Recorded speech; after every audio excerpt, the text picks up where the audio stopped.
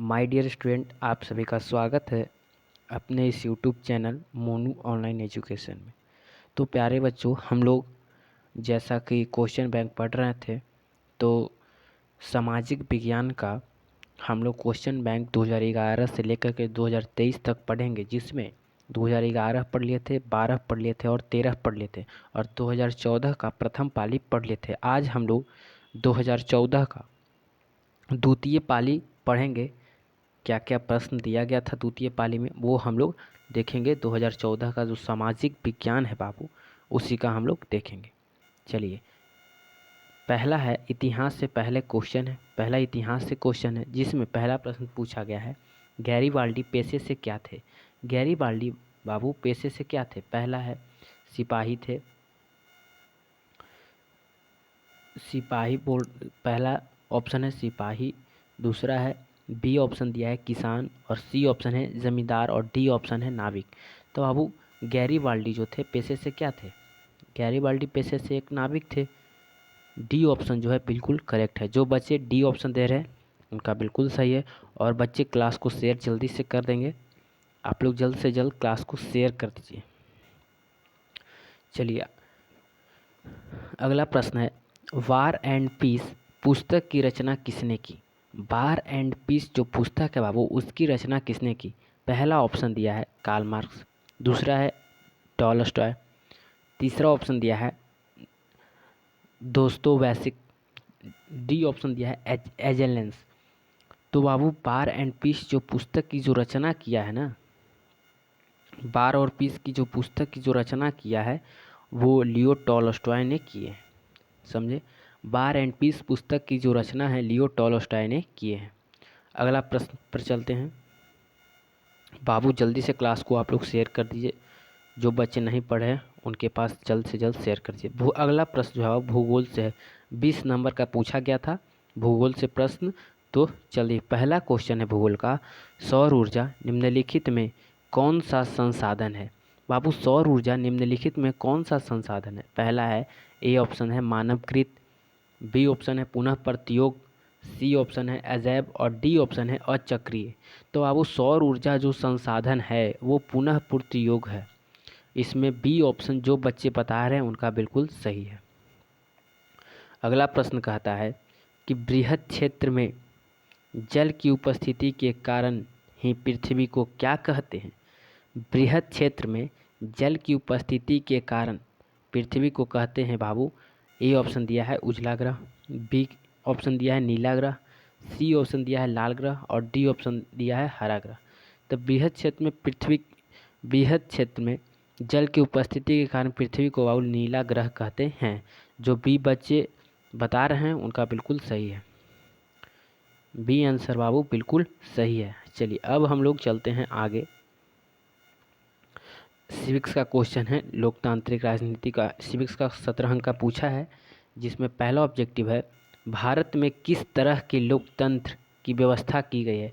भारत में पूछ रहा है बाबू कि भारत में किस तरह के लोकतंत्र की व्यवस्था की गई है। पहला ऑप्शन है, ए ऑप्शन प्रत्यक्ष दिया है, बी ऑप्शन अप्रत्यक्ष दिया है, सी ऑप्शन प्रत्यक्ष और अप्रत्यक्ष दोनों दिया है, डी दिया है इनमें से कोई नहीं। तो भारत में जो लोकतंत्र व्यवस्था है बाबू वो अप्रत्यक्ष है। बी ऑप्शन जो बच्चे बता रहे हैं उनका बिल्कुल सही है। और बच्चे नीचे कमेंट कर देंगे कि आप लोगों का कैसा क्लास लग रहा है, आप लोग ज़रूर कमेंट कर दीजिए। अगला प्रश्न है बाबू, निम्नलिखित में से कौन राष्ट्रीय दल है? पूछ रहे हैं राष्ट्रीय दल कौन है निम्न में से? ए ऑप्शन है राष्ट्रीय जनता दल है, बी ऑप्शन दिया है बहुजन समाज पार्टी, और सी ऑप्शन दिया है लोक जनशक्ति पार्टी, और डी ऑप्शन दिया है बाबू भारतीय जनता पार्टी।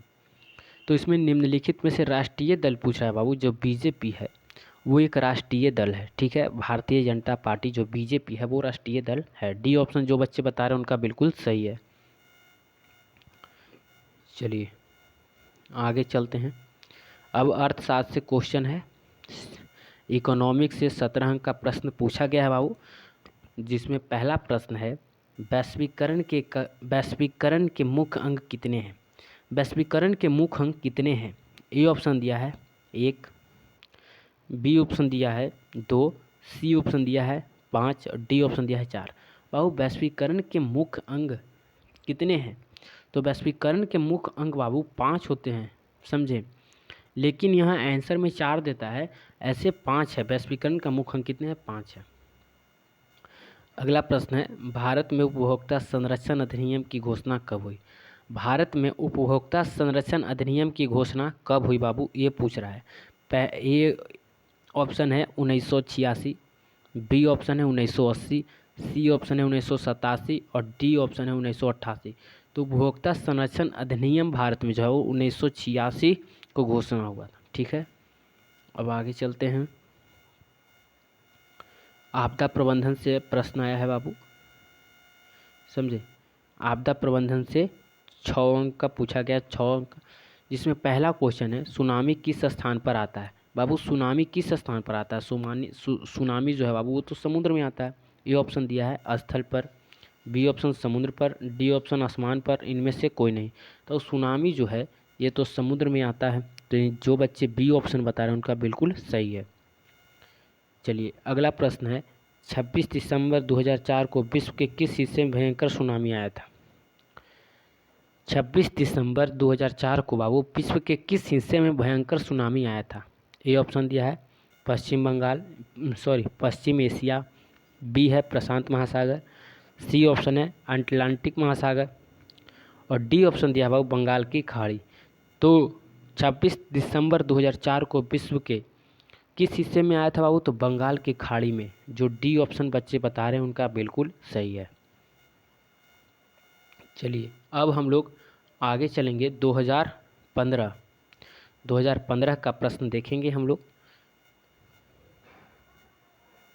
बाबू। अब हम लोग 2015 का जो सामाजिक विज्ञान में जो प्रश्न पूछा गया था प्रथम पाली का हम लोग चर्चा करेंगे। चलिए पहला प्रश्न है बाबू इतिहास से है। पहला प्रश्न इतिहास से पूछा गया है, अंकोर वाट का मंदिर कहाँ स्थित है? पहला प्रश्न है अंकोर वाट का जो मंदिर है बाबू कहाँ स्थित है? ए ऑप्शन है वियतनाम, बी है लाहौस, सी है कंबोडिया और डी है थाईलैंड। तो अंकोर वाट का मंदिर जो है बाबू वो कंबोडिया में स्थित है। जो बच्चे सी ऑप्शन बता रहे हैं उनका बिल्कुल सही है, और कंबोडिया में स्थित है। और अंकोर वाट के मंदिर में बाबू, अंकोर वाट के मंदिर में किस भगवान की प्रतिमा है? बच्चे बताएंगे अंकोर वाट के मंदिर में किस भगवान की प्रतिमा है? तो विष्णु भगवान की प्रतिमा है। आप लोग याद रखिएगा, अंकोर वाट के मंदिर में बाबू विष्णु भगवान की प्रतिमा है। दूसरा क्वेश्चन है, सन 1870 में फ्रांस और प्रसा के बीच युद्ध कहाँ हुआ था? सन 1870 में बाबू पूछ रहा है कि फ्रांस और प्रसा के बीच जो युद्ध हुआ वो कहाँ हुआ था? ए ऑप्शन दे रहा है सेडोन में हुआ था, बी है सेडोवा में, सी दिया है साइडाइन और डी ऑप्शन है बाबू फ्रैंकफर्ट। तो बाबू 1870 में जो युद्ध हुआ फ्रांस और प्रसा के बीच वो सेडोन में हुआ था बाबू। जो बच्चे ए ऑप्शन बता रहे हैं उनका बिल्कुल सही है। चलिए आगे चलते हैं। आगे भूगोल से प्रश्न पूछा गया है 20 अंक का, जिसमें पहला प्रश्न है बिहार में रज्जू मार्ग कहाँ है? बिहार में रज्जू मार्ग कहाँ है बाबू? ए ऑप्शन दिया है पटना, बी ऑप्शन है बिहार शरीफ, सी ऑप्शन है राजगीर और डी ऑप्शन है बांका। तो बिहार में रज्जू मार्ग जो है ना बाबू वो राजगीर है, समझे। राजगीर, र से राजगीर, रज्जू मार्ग है, र से राजगीर है। आप लोग याद रखिएगा बिहार में रज्जू मार्ग कहाँ है? तो राजगीर में है बाबू। ठीक है, चलिए अगला प्रश्न है, निम्नलिखित में कौन उद्योग कृषि पर आधारित नहीं है? निम्नलिखित में कौन उद्योग जो है बाबू कृषि पर आधारित नहीं है? पहला ऑप्शन है ए ऑप्शन सूती वस्त्र उद्योग, बी ऑप्शन है सीमेंट उद्योग, सी ऑप्शन है चीनी उद्योग और डी ऑप्शन है जूट उद्योग। तो इसमें बाबू पूछ रहा है कि कौन कृषि पर आधारित नहीं है? तो इसमें सीमेंट जो उद्योग है बाबू, बी ऑप्शन जो बच्चे बता रहे हैं उनका बिल्कुल सही है। बाकी सूती वस्त्र जो है बाबू ये कृषि पर आधारित है, चीनी भी एक कृषि पर आधारित उद्योग है, जूट भी है, और जो सीमेंट उद्योग वो कृषि आधारित उद्योग नहीं है। तो इसका 10वां का जो आंसर है वो बी सही है। चलिए अब सिविक्स का क्वेश्चन है, 17 अंक का पूछा गया है। पहला क्वेश्चन है निम्नलिखित में कौन भारतीय किसान यूनियन के नेता थे? क्वेश्चन कह रहा है, क्वेश्चन समझिएगा। निम्नलिखित में कौन भारतीय किसान यूनियन के नेता थे? तो ये ऑप्शन मनोरजी देसाई, बी ऑप्शन है जयशंकर नारायण, सी ऑप्शन है महेंद्र सिंह टिकैत और डी ऑप्शन है चौधरी चरण सिंह। तो बाबू निम्नलिखित में भारतीय किसान यूनियन के जो नेता थे वो महेंद्र सिंह टिकैत थे बाबू। कौन थे? महेंद्र सिंह टिकैत थे। जो बच्चे सी आंसर बता रहे हैं उनका बिल्कुल सही है, महेंद्र सिंह टिकैत थे। चलिए अगला प्रश्न है बाबू, लोकसभा में निर्वाचन हेतु कुल सीटों की संख्या है। लोकसभा में निर्वाचन हेतु कुल सीटों की संख्या है। ए ऑप्शन है 542, बी ऑप्शन है 544, सी ऑप्शन है 543 और डी ऑप्शन है 545। तो लोकसभा निर्वाचन हेतु जो कुल सीटों की जो संख्या है, कुल सीटों की जो संख्या है 543 है। जो बच्चे सी आंसर बता रहे हैं उनका बिल्कुल सही है। सी आंसर जो बच्चे बता रहे हैं उनका बिल्कुल सही है। चलिए आगे चलते हैं। आगे प्रश्न है बाबू, अर्थशास्त्र से प्रश्न है, इकोनॉमिक्स से प्रश्न है। निम्न में से किस राज्य को पिछड़ा राज्य कहा जाता है? निम्न में से किस राज्य को बाबू पिछड़ा राज्य कहा जाता है? ऑप्शन दिया गया है पंजाब, बी ऑप्शन है केरल, सी ऑप्शन है बिहार और डी ऑप्शन है दिल्ली। तो इसमें से बाबू पूछ रहा है कि पिछड़ा राज्य कहा जाता है, तो बिहार जो है बाबू ये पिछड़ा राज्य है। जो सी ऑप्शन बता रहे हैं उनका बिल्कुल सही है। चलिए आगे, उपभोक्ता अधिकार दिवस कब मनाया जाता है? उपभोक्ता द्वारा शिकायत करने के लिए आवेदन शुल्क कितना लगता है? बाबू उपभोक्ता द्वारा शिकायत करने के लिए आवेदन शुल्क पूछ रहा है कि कितना लगता है। ए ऑप्शन दिया है 50 रुपया, बी ऑप्शन दिया है 10 रुपया, सी ऑप्शन है 70 रुपया और डी ऑप्शन है इनमें से कोई नहीं। तो बाबू उपभोक्ता द्वारा शिकायत करने के लिए जो आवेदन शुल्क लगता है वो 0 रुपया लगता है, 1 भी रुपया नहीं लगता है बाबू। डी ऑप्शन जो है इनमें से कोई नहीं, डी ऑप्शन सही है। क्योंकि उपभोक्ता जो शिकायत करता है बाबू और उसका आवेदन जो शुल्क है वो 0 रुपया लगता है, 1 भी रुपया नहीं लिया जाता है। चलिए आगे चलते हैं। आपदा प्रबंधन से कुछ क्वेश्चन है, 6 अंक का पूछा है। पहला है, संचार का सबसे लोकप्रिय साधन है। संचार का सबसे लोकप्रिय साधन है बाबू। ए ऑप्शन दिया है सार्वजनिक टेलीफोन, बी ऑप्शन है मोबाइल फ़ोन और सी ऑप्शन है वॉकी टॉकी और डी ऑप्शन है रेडियो। बाबू इस क्वेश्चन में संचार का सबसे लोकप्रिय जो साधन है, इस क्वेश्चन में बच्चे कन्फ्यूजन रहते हैं। बहुत से बच्चे जो हैं सार्वजनिक टेलीफोन में मारते हैं। सार्वजनिक टेलीफोन भी सही है बाबू। ये कब सही था? जब हम लोग के पास मोबाइल नहीं था तभी जो है हम लोग टेलीफोन से काम चलाते थे, बात करते थे। अब आज के जो डेट में मोबाइल फ़ोन जो आ गया है बाबू, वो संचार का सबसे लोकप्रिय साधन अब मोबाइल हो गया है। पहले के ज़माना में मोबाइल नहीं होता था, इसीलिए सार्वजनिक जो टेलीफोन होता था वही लोकप्रिय साधन था। एक जगह से दूसरी जगह बात का पहुंचाना ये टेलीफोन से होता था। तो ये पहले होता था, तो पहले के हिसाब से जो है सार्वजनिक टेलीफोन सही है। लेकिन अब के हिसाब से जो है मोबाइल फ़ोन होगा, ठीक है। अगर अभी के हिसाब से देखा जाए तो मोबाइल फ़ोन होगा और पहले के हिसाब से देखा जाए तो सार्वजनिक टेलीफोन होगा। तो इसमें आप लोग 28 का जो है बी ऑप्शन मारिएगा, मोबाइल फ़ोन। सार्वजनिक संचार का सबसे लोकप्रिय साधन मोबाइल फ़ोन है, पहले सार्वजनिक टेलीफोन कहते थे। चलिए 29 है, बिहार का कौन सा क्षेत्र बाढ़ग्रस्त क्षेत्र है? बिहार का कौन सा क्षेत्र जो है वो बाढ़ से ग्रसित है? ए ऑप्शन कह रहा है पूर्वी बिहार, बी ऑप्शन कह रहा है पश्चिमी बिहार, सी ऑप्शन कह रहा है दक्षिणी बिहार, डी ऑप्शन कह रहा है उत्तरी बिहार। तो इसमें बाढ़ से जो ग्रसित क्षेत्र है बाबू उत्तरी बिहार है। डी ऑप्शन जो है वो बिल्कुल सही है। जो बच्चे डी आंसर बता रहे हैं उनका बिल्कुल सही है। कन्फ्यूजन वाला क्वेश्चन रहेगा वो हम आपको बता देंगे, यहाँ पे कन्फ्यूज है। अब 2015 का जो द्वितीय पाली में जो प्रश्न पूछा गया है उसको हम लोग पढ़ते हैं। जो पहला प्रश्न है बाबू इतिहास से पूछा था, 20 अंक का। इसमें से पहला प्रश्न है, गार्डन सिटी की अवधारणा किसने विकसित की थी? तो गार्डन सिटी की अवधारणा है जो बाबू किसने विकसित की थी? ए ऑप्शन दिया है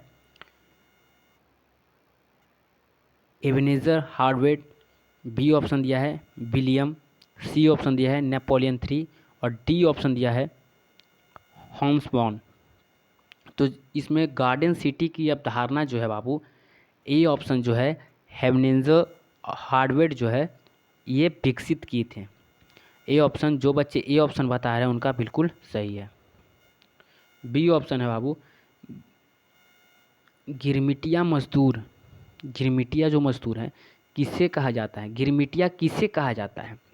ए ऑप्शन दिया है अनुबंधित मजदूरों को, बी दिया है रोकियों को, सी दिया है छिपकलियों को और डी दिया है अंग्रेज़ों को। तो गिरमिटिया किसे कहा जाता है बाबू? अनुबंधित मजदूरों को। जो बच्चे ए आंसर बता रहे हैं उनका बिल्कुल सही है। और गिरमिटिया मजदूर बाबू बिहार के किस क्षेत्र से भेजे जाते थे? अगर प्रश्न पूछेगा कि गिरमिटिया जो मजदूर है वो बिहार के किस क्षेत्र से भेजे जाते थे, तो पश्चिमी क्षेत्र से भेजे जाते थे। ठीक है, चलिए अगला प्रश्न देखते हैं।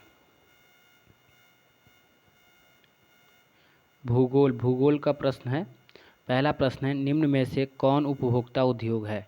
निम्न में से कौन उपभोक्ता उद्योग पूछ रहा है बाबू। ए ऑप्शन दिया है चीनी, बी ऑप्शन दिया है सीमेंट, डी ऑप्शन दिया है अब्रक और डी ऑप्शन दिया है लोहा इस्पात। तो निम्न में से कौन उपभोक्ता उद्योग है बाबू? तो चीनी जो है वो उपभोक्ता उद्योग है। जो बच्चे ए आंसर बता रहे हैं उनका बिल्कुल सही है, ए ऑप्शन सही होगा। चलिए, यूरेनियम का प्रमुख उत्पादक स्थल है। यूरेनियम का बाबू प्रमुख उत्पादक स्थल पूछ रहा है कहाँ है? ए ऑप्शन है दिग्बोई, बी ऑप्शन दिया है झरिया, सी ऑप्शन दिया है घाटशिला और डी ऑप्शन दिया है जादूगोड़ा। तो यूरेनियम का प्रमुख उत्पादक जो स्थल है बाबू वो जादूगोड़ा है। जो डी ऑप्शन बता रहे हैं उनका बिल्कुल करेक्ट है। और बच्चों क्लास को जल्दी से आप लोग शेयर कर दीजिए और वीडियो को आप लोग लाइक कर लीजिए। चलिए आगे चलते हैं। लोकतांत्रिक राजनीति सुश्रिक से प्रश्न पूछा है, चलेंगे। पहला प्रश्न पूछा है संघ सरकार का उदाहरण है। संघ सरकार का उदाहरण है पूछ रहा है। पहला है अमेरिका, ए ऑप्शन है अमेरिका दिया है, बी ऑप्शन ब्रिटेन दिया है, सी ऑप्शन चीन दिया है और डी इनमें से कोई नहीं। तो संघ सरकार का जो उदाहरण है बाबू वो अमेरिका है। जो बच्चे ए आंसर बता रहे हैं उनका बिल्कुल सही है। कमेंट में आप लोग आंसर करते जाइएगा। दूसरा प्रश्न है यूनाइटेड जनता पार्टी का गठन कब हुआ? यूनाइटेड जनता पार्टी जो है बाबू उसका गठन कब हुआ था? ए ऑप्शन है 1992 ईस्वी में, बी ऑप्शन है 1999 ईस्वी में, सी ऑप्शन है 2000 ईस्वी में और डी ऑप्शन है 2004 में। तो यूनाइटेड जनता पार्टी का जो गठन हुआ बाबू 1999 ईस्वी में हुआ था। इसको याद रखिएगा, भुलाना नहीं है। चलिए अर्थशास्त्र से क्वेश्चन है, इकोनॉमिक से क्वेश्चन पूछा गया है। भारत में किस राज्य की प्रति व्यक्ति आय सर्वाधिक है? भारत में किस राज्य की प्रति व्यक्ति आय बाबू सर्वाधिक है? अधिक पूछ रहा है, अधिक है। ए ऑप्शन दिया है बिहार, बी ऑप्शन दिया है पंजाब, सी ऑप्शन गोवा और डी ऑप्शन हरियाणा। तो भारत में किस राज्य की प्रति व्यक्ति आय अधिक है? तो बाबू गोवा में अधिक है। जो सी ऑप्शन बता रहे हैं उनका बिल्कुल सही है। और नीचे आप लोग कमेंट करते जाइएगा। चलिए अगला प्रश्न है किस क्षेत्र को द्वितीय क्षेत्र कहा जाता है? बाबू किस क्षेत्र को द्वितीय क्षेत्र कहते हैं? ए सेवा क्षेत्र, बी कृषि क्षेत्र, सी उद्योग क्षेत्र, डी इनमें से कोई नहीं। तो इसमें बाबू द्वितीय क्षेत्र पूछ रहा है कि किसे कहते हैं। तो सेवा क्षेत्र जो है बाबू वो तृतीय क्षेत्र के अंतर्गत आता है। और ये कृषि जो क्षेत्र है वो प्रथम क्षेत्र के अंतर्गत आता है। उद्योग जो है बाबू ये द्वितीय क्षेत्र के अंतर्गत आता है और इनमें से कोई नहीं। तो यहाँ पे बाबू उद्योग जो है वो द्वितीय क्षेत्र के अंतर्गत आता है, कृषि पहला क्षेत्र के अंतर्गत आता है, सेवा जो है तृतीय क्षेत्र के अंतर्गत आता है और उद्योग द्वितीय क्षेत्र के अंतर्गत आता है। जो बच्चे सी आंसर दे रहे हैं उनका बिल्कुल सही है, उद्योग सही होगा। चलिए आगे बढ़ते हैं। आपदा प्रबंधन 6 अंक का जो पूछा है। पहला प्रश्न पूछा है निम्नलिखित में कौन प्राकृतिक आपदा है? प्राकृतिक आपदा पूछ रहा है बाबू। ए ऑप्शन दिया है आग लगना, बी ऑप्शन दिया है बम विस्फोट, सी ऑप्शन दिया है भूकंप, डी ऑप्शन दिया है रासायनिक दुर्घटना। तो इसमें प्राकृतिक आपदा, इसमें प्राकृतिक आपदा पूछ रहा है तो आग लगना बाबू ये जो है मानव जनित आपदा हो जाएगा। बम विस्फोट भी मानव जनित आपदा होगा। भूकंप जो है बाबू, सी जो ऑप्शन दिया है भूकंप, ये प्राकृतिक आपदा है। और डी जो है रासायनिक दुर्घटना, ये मानव जनित आपदा है। तो इसमें 28 का सी आंसर जो है बाबू बिल्कुल सही है। जो बच्चे भूकंप बता रहे हैं उनका बिल्कुल करेक्ट है और उनका तैयारी बहुत ही अच्छा हो चुका है। चलिए अगला प्रश्न है, सुनामी का प्रमुख कारण है। सुनामी का प्रमुख कारण क्या है बाबू? ए ऑप्शन दिया है समुद्र में भूकंप का आना, बी ऑप्शन दिया है स्थलीय क्षेत्र में भूकंप का आना, सी ऑप्शन दिया है पृथ्वी पर भूकंप आना, डी इनमें से कोई नहीं। तो सुनामी का जो प्रमुख कारण है ना वो समुद्र में भूकंप का आना है। जो बच्चे ए आंसर बता रहे हैं उनका बिल्कुल करेक्ट है। चलिए अब यहाँ तक आपका 2015 तक जो प्रश्न था बाबू वो आपका पूरी तरह से 2011 से लेकर के 2015 तक सामाजिक विज्ञान का पूरे प्रश्न को हम लोग ऑब्जेक्टिव को देख लिए। अगले क्लास में बाबू हम लोग साइंस का पढ़ेंगे, साइंस का 2011 का प्रश्न पढ़ेंगे। तो आज का क्लास इतना ही रहेगा और जो बच्चे चैनल को सब्सक्राइब नहीं किया वो कर लेंगे और वीडियो को बाबू आप लोग लाइक कर दीजिएगा। और जो बच्चे नहीं पढ़े हैं उनको ये जो वीडियो है वो पहुंचा दीजिएगा। ठीक है, आज का क्लास इतना ही रहेगा, अगले क्लास में मिलते हैं।